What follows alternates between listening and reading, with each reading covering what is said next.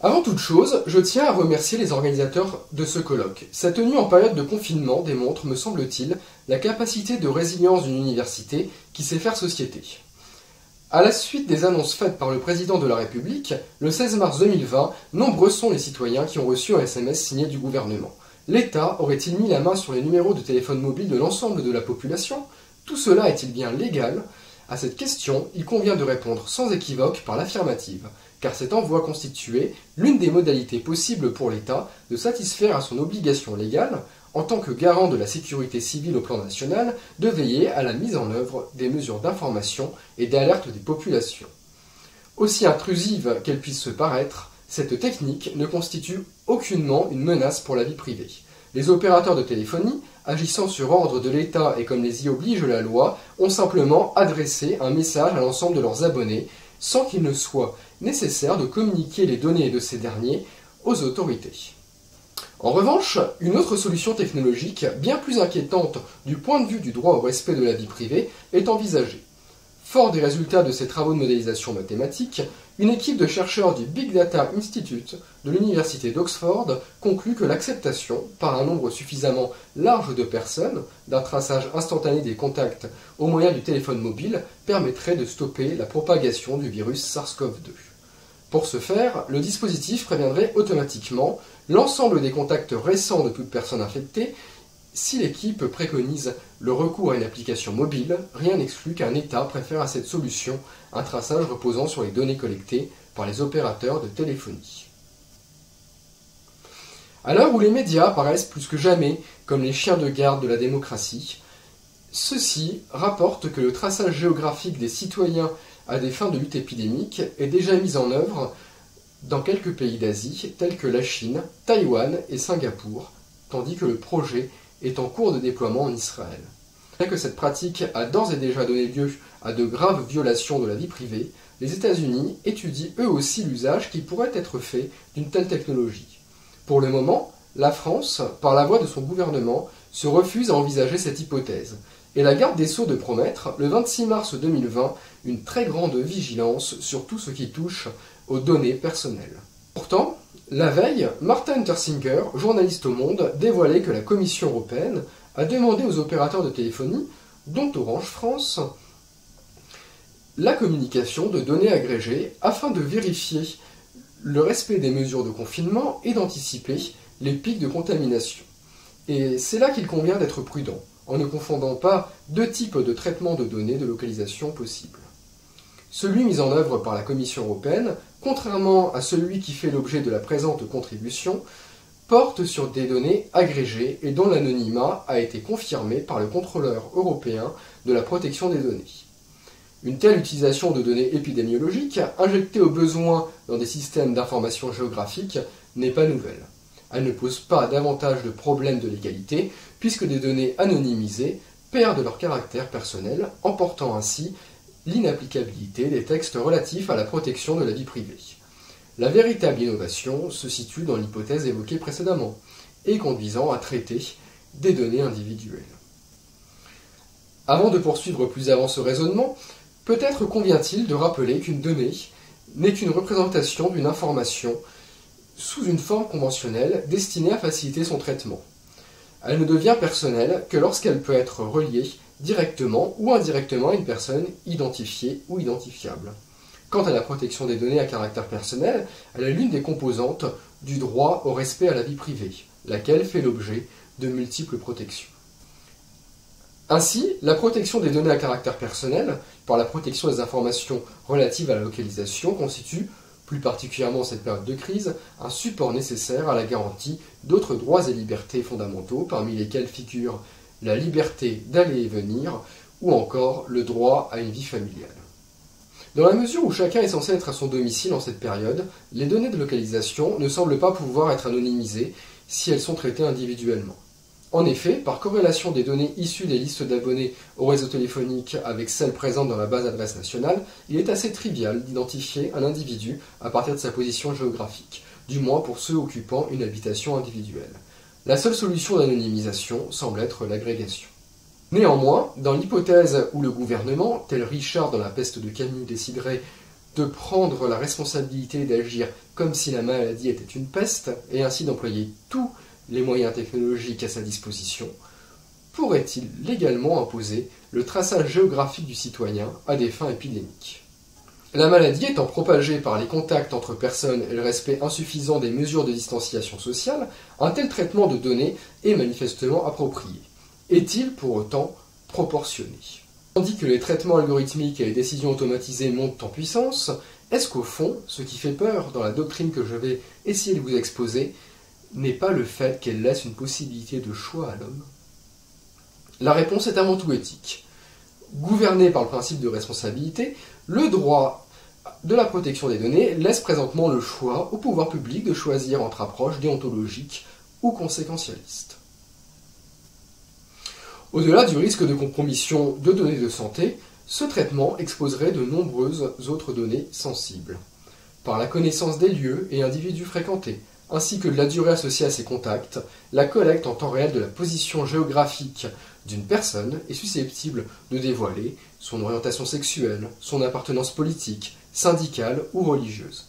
Au regard de ce risque, la possibilité en droit positif de tracer la population à grande échelle dans une finalité de lutte épidémique impose la définition d'un cadre éthique constitué de garanties juridiques renforcées. La possibilité en droit positif de tracer la population à grande échelle dans une finalité de lutte épidémique. À titre liminaire, il convient d'écarter l'application de la directive police-justice au profit du règlement général sur la protection des données, RGPD. En effet, le Conseil d'État considère la finalité comme la clé primaire de répartition lorsqu'un traitement a plusieurs objets. Ainsi, même dans l'hypothèse où le traitement projeté comporterait plusieurs objets dont l'un serait répressif, ce qui n'est aucunement souhaitable, ce second objet serait nécessairement accessoire.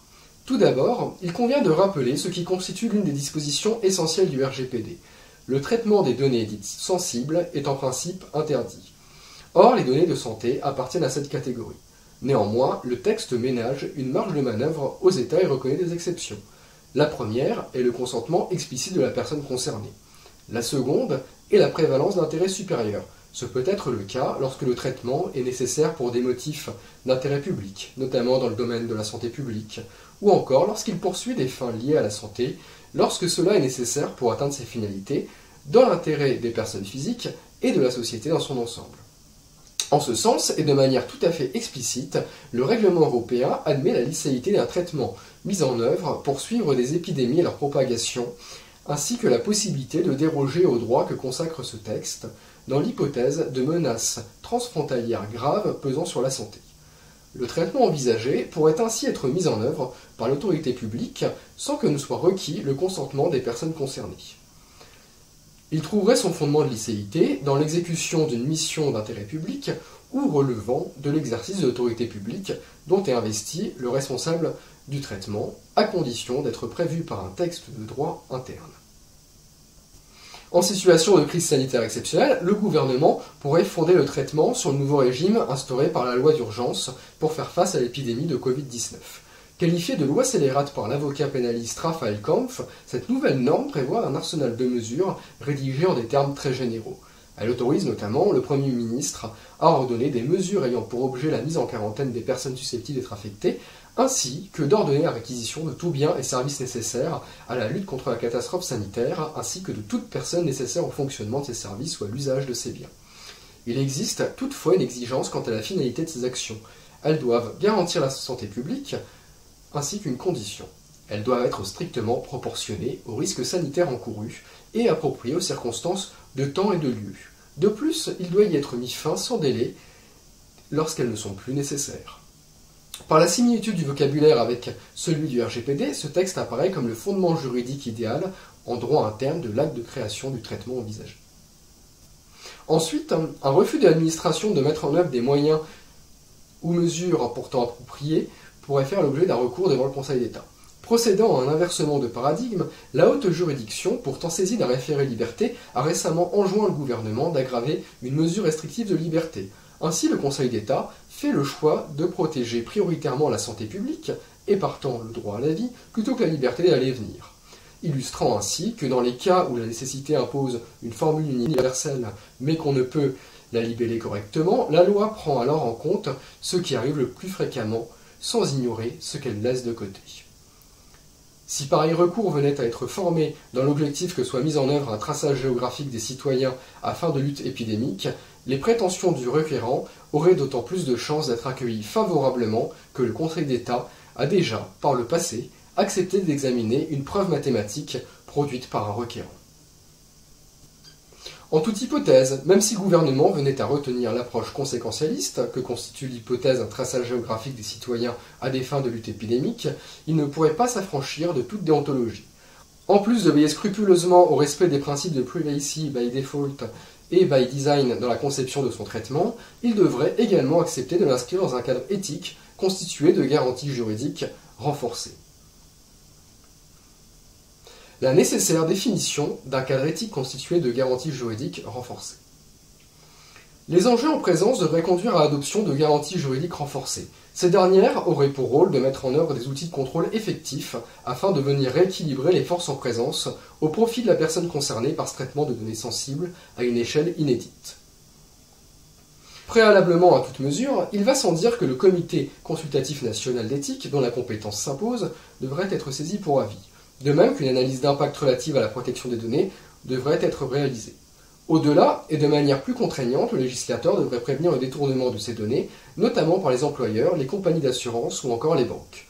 Cela se traduirait par l'interdiction absolue de prendre toute décision juridique défavorable à la personne concernée sur le fondement des données qui viendraient à être compromises, et ce malgré les mesures de sécurisation drastiques qui devraient nécessairement être adoptées.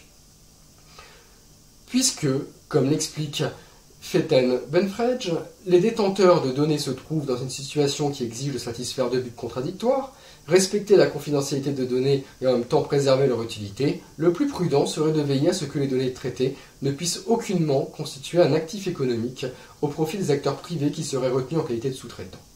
Ainsi, ces derniers devraient être choisis en dehors de la sphère d'entreprise dont les revenus dépendent pour tout ou partie de l'exploitation de données à caractère personnel. Durant toute la période de mise en œuvre du traitement, la Commission nationale de l'informatique et des libertés, la CNIL, devrait être en mesure d'en assurer le contrôle effectif.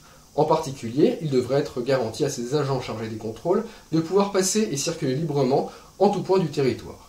En cas de constatation d'infraction pénale à l'occasion d'un contrôle, il serait souhaitable que les membres du collège de cette autorité administrative indépendante renoncent à leur doctrine consistant à ne pas saisir le parquet, et ce, quand bien même le Conseil d'État reconnaît la légalité d'un tel renoncement.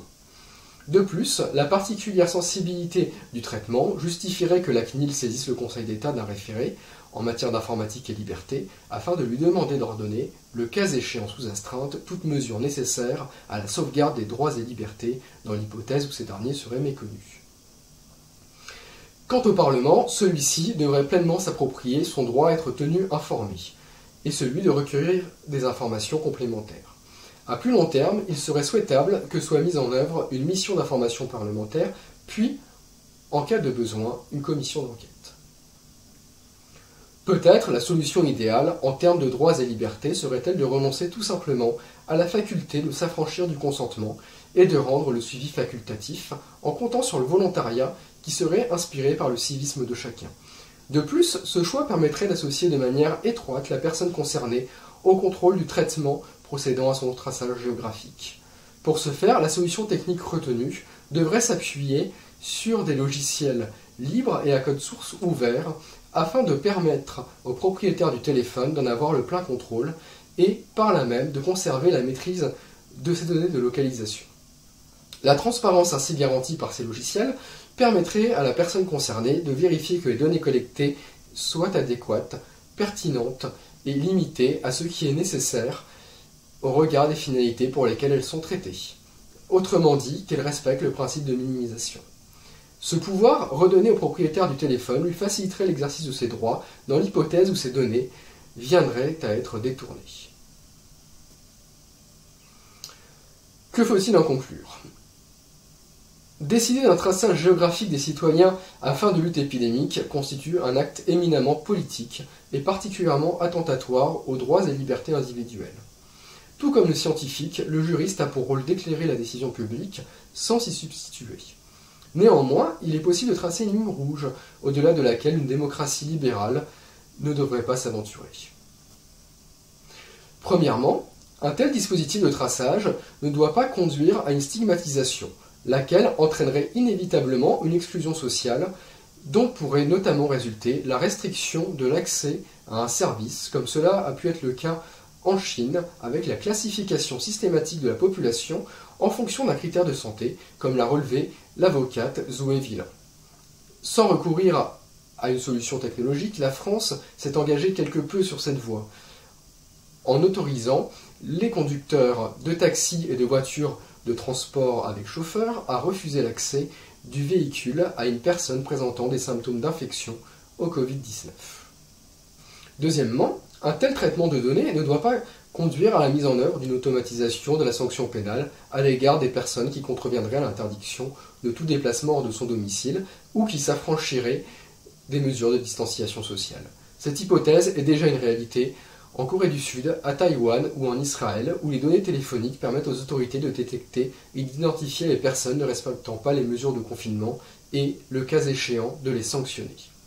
Autant dire qu'ils ne mourraient pas tous, mais tous étaient frappés. Aurélie Palu relève que la fragilité, particulièrement exhibée dans le récit de l'épidémie, conduit à poser le principe éthique de la responsabilité. Cette notion de responsabilité a présentement une double résonance, puisqu'à la responsabilité du responsable de traitement de données vient se superposer celle du représentant, auquel le représenté ne manquera pas de demander compte. Déjà, en 1822, François-Emmanuel Faudéré, dans ses leçons sur les épidémies et l'hygiène publique, constatait ce qui suit. Que l'auguste vérité est difficile à trouver, je la cherche dans les palais des rois, aux tribunes nationales, dans l'enceinte des tribunaux, dans les assemblées académiques, dans les livres des philosophes, dans les récits des médecins.